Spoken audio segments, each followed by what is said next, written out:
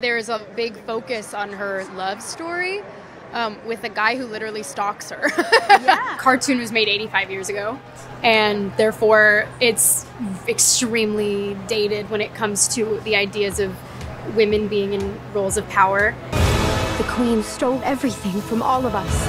I'm gonna need your help. It's time to restore our kingdom.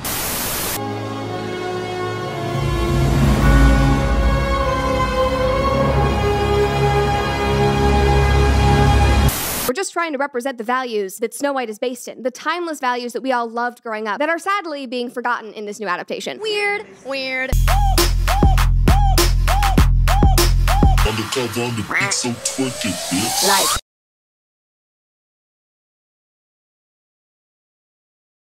Bonjour, bonsoir tout le monde, je suis ravie de vous retrouver aujourd'hui pour cette semaine spéciale, semaine de Noël. C'est un sujet que je vois depuis quelques mois et je voulais apporter mon grain de sel parce qu'il y a une info qui ressort pas vraiment en fait dans les vidéos françaises que j'ai pu voir. Il s'agit donc de tout le tapage médiatique qu'il y a autour du prochain live action de Disney, Blanche-Neige. Alors on va parler des polémiques autour de ce prochain film, mais je suis quand même tombée sur quelque chose qui ne fait pas beaucoup parler. Il y a un autre Blanche-Neige qui est prévu pour l'année prochaine pour justement contrecarrer un petit peu le carnage annoncé par le Blanche-Neige de Disney. Alors carnage, je vais vous expliquer pourquoi, mais c'est mal parti. Alors déjà pour comprendre un petit peu ce qui serait passé à côté de tout ce drama autour du nouveau Blanche-Neige de Disney, de quoi il en retourne exactement. Alors déjà, la bande-annonce, elle est sortie là, il n'y a pas très longtemps. On a pu voir, au moment en tout cas où je faisais le script, qu'il y avait 27 000 likes sur plus de 5,5 millions de vues collectées en 5 jours. Et les dislikes, par contre, il y en avait 700 000. Preuve du manque d'engouement des gens par rapport à ce nouveau film. Alors les commentaires, c'est pas mieux, que des remarques négatives. Alors bien que les autres live-action, donc les reprises des classiques de Disney, avaient plutôt bien marché. Bon bah là, ça risque de pas se danser de la même manière pour Blanche-Neige. Alors, petit rappel des faits quand même. Blanche-Neige et les 7 nains. C'est un film qui est basé sur le conte de fées classique des frères Grimm, qui est sorti en 1937. Et dans la version de Disney, on avait donc une Blanche-Neige qui échappait à sa méchante belle-mère, qui rencontrait 7 compagnons, ainsi que l'amour de sa vie. Alors, il faut savoir quand même que c'est le premier film de princesse Disney et l'un des films les plus influents de l'histoire du cinéma. À l'époque, c'était un truc de fou, quoi, Blanche-Neige. Il avait justement prouvé que les longs métrages d'animation étaient non seulement des projets viables, mais constituaient également une forme d'art légitime à égalité avec les films d'action réels. Donc c'était le premier long métrage majeur de Walt Disney. Donc déjà, le projet lui tenait particulièrement à cœur. Et le film, donc, qui est sorti en 1937, il a marqué des enfances, 1937, quoi. Vous imaginez, c'est vieux. Donc il a marqué plusieurs générations. Et donc on en arrive à sa version live action. Alors le projet commence à être en développement en 2016. Le tournage débute en Angleterre en 2022, mais il y a la grève des acteurs et scénaristes qui a tout stoppé avant un bref retour sur les plateaux en juin 2024 afin de tourner des scènes supplémentaires. Le film devait sortir là, en fait, pour les périodes des fêtes. Finalement, il est repoussé au printemps 2025 et il a donc coûté 544 millions de dollars. C'est ça qui fait très mal. Alors, à la réalisation, on a Mark Webb, à qui on doit The Amazing Spider-Man, ainsi que 500 jours ensemble. Et ce Blanche-Neige devrait montrer quelques variations du conte des frères Grimm. Alors là, Blanche-Neige ne doit pas son nom à son teint, mais au fait qu'elle ait survécu enfant à une tempête de neige. Je vois pas où ils ont vu que ça, c'était écrit dans le conte des frères Grimm. Non, dans le conte des frères Grimm, elle est également décrite comme étant blanche comme la neige. Je vois pas où ils ont vu ça. Bref, lorsque le casting a été annoncé, on a donc découvert la jeune star de West Side Story, Rachel Ziegler, dans le rôle de Blanche-Neige. Bon, alors déjà là, ça a fait polémique, parce qu'elle est d'origine colombienne et polonaise. Elle n'a pas le teint pâle aussi blanc que la neige. Donc encore une fois, je vais vous lire l'intro du conte des frères Grimm. Un jour de plein hiver, une reine était assise à sa fenêtre encadrée de bois d'ébène et cousait. Tout en tirant l'aiguille, elle regardait voler les blancs flocons. Elle se piqua au doigt et 3 gouttes de sang tombèrent sur la neige. Ce rouge sur ce blanc faisait si bel effet qu'elle se dit « Si seulement j'avais un enfant aussi blanc que la neige, aussi rose que le sang, aussi noir que le bois de ma fenêtre. » Peu de temps après, une fille lui naquit. Elle était blanche comme neige, rose comme sang et ses cheveux étaient noirs comme de l'ébène. On l'appela Blanche-Neige.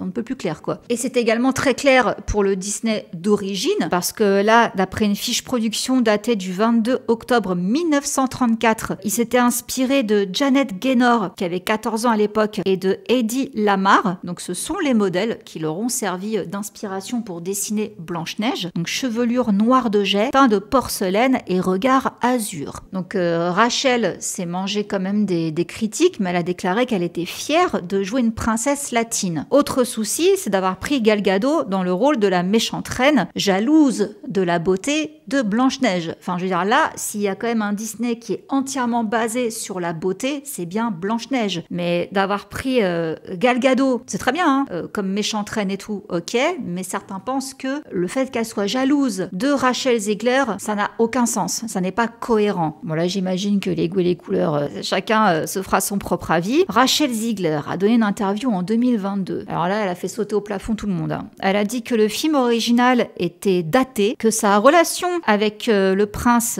qu'en fait c'était juste un gars qui la stalkait, c'était très bizarre, c'était irrespectueux quoi, et qu'ils allaient faire quelque chose de façon complètement différent. I just mean that it's no longer 1937, and we absolutely wrote a Snow White that is not going to be saved by the prince. She's not going to be saved by the prince, and she's not going to be dreaming about true love. She's dreaming about becoming the leader she knows she can be. Oh my God. Nobody Who wants wants that. a movie about true love? What kind of woman do we want out there seeking true love, Eliana? The outrage. Nous avons une approche différente de ce que beaucoup de gens supposeront, j'en suis sûre. Le dessin animé a été réalisé il y a 85 ans et est donc extrêmement vieux en ce qui concerne l'idée que les femmes occupent des rôles de pouvoir et ce à quoi une femme est apte dans le monde. Ainsi, lorsque nous avons commencé à réimaginer le rôle réel de Blanche-Neige, il s'est tourné vers le plus juste de tous, c'est-à-dire qui est le plus juste et qui peut devenir un leader fantastique. Et la réalité est que Blanche-Neige doit apprendre beaucoup de choses, beaucoup de leçons sur la façon d'accéder à son propre pouvoir avant de pouvoir prendre le pouvoir sur un royaume. C'est beaucoup de pouvoir. Nous ne sommes plus en 1937. Blanche-Neige ne sera pas sauvée par le prince et ne rêvera pas du véritable amour. Elle rêve de devenir un leader qu'elle sait pouvoir être. Elle sera intrépide, juste, courageuse et authentique. Toutes les scènes d'Andrew, supposé prince, pourraient être coupées, qui sait. C'est Hollywood, bébé. I mean, you know, the original cartoon came out in 1937, and very evidently so. There's a big focus on her love story with a guy who literally stalks her. Yeah. Weird. Super weird. So we didn't do that this time. No. We have a different approach to what I'm sure a lot of people will assume is a love story just because, like, we cast a guy in the movie, Right. Andrew Burnap, great dude. Yeah. It's really not about the love story at all, which is really, really wonderful. And whether or not she finds love along the way is anybody's guess until 2024. All of Andrew's scenes could get cut. Who knows? It's Hollywood, baby. Alors, un regard moderne sur le prince charmant. Ouais, alors je crois qu'en plus, c'est même plus un prince dans le live action, là. Il est d'une classe un peu plus en dessous et il se fait emprisonner par la reine depuis le début, il me semble. Et prisonnier, quoi, le mec. Donc, c'est Blanche-Neige, limite, qui va le sauver. Donc, effectivement, là, on a tout remixé. Bon, poursuivons, hein, je vous donnerai mon avis à la fin. Alors, le baiser du prince, il n'y en aura pas. Déjà, à la base, il est vrai que c'était un choix de Disney. Dans le conte des frères Grimm, c'est pas comme ça que ça se passe. Blanche-Neige ne se réveille pas suite au baiser du prince. C'est différent. Bon, il n'empêche que les commentaires de Rachel Zegler, ça va continuer, quoi. Bon, déjà, les gens disent qu'une pseudo-féministe, il y en a assez, quoi. So it's confirmed Disney is making yet another wokeified remake with Snow White. Oh, and no more 7 dwarfs, right? Because that's offensive. Now we get, I don't know, these 7 magical diversity hires. And you know what? You might be thinking, all of that's fine so long as they stick to the script, but they can't even manage to do that because girl bosses don't fall in love, and girl bosses are never saved by a man. It's okay to want to be in love. It's okay to fantasize about being saved by a prince, but they want to spin the story to young women that is somehow wrong. You can leave it to modern Disney to ruin every single timeless classic that they touch. Et puis c'est pas tout, l'actrice n'a pas l'air d'aimer ni le personnage ni le dessin animé. Donc elle a donné une interview où elle dit que le film l'avait effrayée lorsqu'elle était enfant. Elle l'a regardé une fois et ne l'a plus jamais revisionné. I was scared of the original cartoon. I think I watched it once and then I never picked it up again. Like, I'm being so serious. I watched it once and then I went on the ride in Disney World, which was called Snow White's Scary Adventures. Doesn't sound like something a little kid would like. Was terrified of it. Never revisited Snow White again. So I watched it for the first time in probably 16, 17 years. When I was doing this film. Et elle critique la place, la position des femmes dans les dessins animés de Disney. Donc là, les gens se sont dit, mais est-ce qu'en fait c'était un bon choix de prendre cette actrice, vu qu'elle a pas l'air d'être si enthousiasmée par Blanche-Neige, quoi, telle qu'elle est réellement dans le conte et dans Disney. Bon, en tout cas, concernant le retard et les scènes qui ont dû être retournées, forcément, on pense aux scènes avec les nains, parce que, on va revenir à l'origine, on a Peter Dinklage, Game of Thrones. Il avait déclaré, j'étais un peu surpris quand Disney était très fier de choisir une actrice latine pour incarner Blanche-Neige, mais vous racontez toujours l'histoire de Blanche-Neige et les 7 nains. Cela n'a aucun sens pour moi. Vous êtes progressiste d'une certaine manière et vous continuez à raconter cette PUTAIN d'histoire sur 7 nains vivant ensemble dans une grotte. Qu'est-ce que vous foutez? N'ai-je rien fait pour faire avancer la cause de ma communauté? Je suppose que je ne parle pas assez fort. Alors quand il a dit ça, Disney a dit « Ah non, mais vous inquiétez pas, il n'y aura pas de nains, ça sera des créatures magiques. » Ok, bon, d'accord, sauf qu'il y a quand même des gens qui ont réagi, qui ont dit « Mais pourquoi, Peter, on t'a rien demandé en fait ?» Alors on a Dylan Possel, qui a joué dans Les Muppets, qui avait déclaré « Cela me donne mal au ventre de penser qu'il y a 7 rôles pour des nains qui ne peuvent pas obtenir des rôles d'acteurs normaux ou très peu de rôles, et maintenant ils ont disparu à cause de ce type. I mean, my biggest thing is he wants to be progressive, and it's all about progression, and I support that completely. But the issue is him being progressive is eliminating 7 potential dream jobs from the dwarf acting community. It's not being progressive. You're hurting the community. You're changing one of the most known fairy tales and one of the most known Disney adaptations of all time. Why? Why? Because he throws the red flag, is everything stopped? Disney, I know 6 dwarf actors with myself that would love these roles. I'll play Sleepy or Grumpy or whoever, or I'll be a stunt double for one of them for all I care. These are dream roles literally made for our community, and I just think it's crazy to recast it. Peter Dinklage est peut-être le plus grand acteur nain de tous les temps, mais cela ne fait pas de lui un roi nain. Quand il a joué un petit rôle dans Le Seigneur des Anneaux ou dans Game of Thrones ou dans Elf ou ceci ou cela ou autre chose, ses chèques ont très bien été encaissés. Il n'avait alors aucun problème. Mais maintenant, il veut être progressiste. Allez mec, je suis complètement d'accord. Donc effectivement, l'été dernier, on avait pu apercevoir des photos qui ont provoqué l'indignation des gens sur les réseaux sociaux. C'était un tabloïd américain qui avait publié ces photos où on voyait donc ces fameuses créatures magiques. Vu la réaction des gens, Disney a encore rétro-pédalé et ils se sont dit on fait quoi? Bah on va remettre des nains mais en CGI. Et franchement en CGI dégueulasse. Quand j'ai vu là les images, je me suis dit mon Dieu. Et en fait ça n'a aucun sens. Donc non seulement là ils ont privé des personnes de petite taille d'avoir 7 rôles. 7 personnes auraient pu jouer dans Blanche-Neige et donc là non. Mais en plus finalement ils ont remis des nains mais des nains en CGI. Alors, ils sont même plus dans le titre. Hein. Maintenant, c'est que Blanche-Neige. C'est plus Blanche-Neige et les 7 nains. L'aberrance, mais dans toute sa magnificence, quoi. Là, j'ai rien compris du tout à ce qu'ils ont fait Disney. Et du coup, on a David Hand, qui est le fils du réalisateur original de Blanche-Neige de 1937, qui a justement pris part à tout ce débat. Donc là, il a 91 ans. Il travaillait auparavant comme designer pour Disney. Et il a déclaré que Walt Disney lui-même ne serait pas d'accord avec les modifications apportées à l'histoire originale. Il change les histoires, il change les processus de pensée des personnages, ce sont tout simplement plus les histoires originales. Ils veulent de nouvelles choses éveillées et je ne suis tout simplement pas intéressée par tout cela. Donc voilà un petit peu tout ce qui va pas. Et du coup, comme je vous l'ai dit en début de vidéo, l'année prochaine, vous aurez droit à ce Blanche-Neige, mais également à un autre qui s'appelle Snow White and the Evil Queen, donc Blanche-Neige et la méchante reine. Alors je ne sais pas exactement pour quand il est prévu, mais pourquoi ce film? Tout commence le 16 octobre 2023. On a le centenaire de la fondation Disney, et là il y a Jeremy Boring qui est PDG du Daily Wire, donc c'est un site d'information conservateur américain, et également une société de médias qu'il a fondée en 2015 par le commentateur politique Ben Shapiro. Ils ont annoncé le lancement d'un service de contenu pour enfants appelé Benke, qui sera donc disponible le 16 octobre 2023. The Daily Wire announced that we would spend $100 million over 3 years to begin our own kids entertainment company.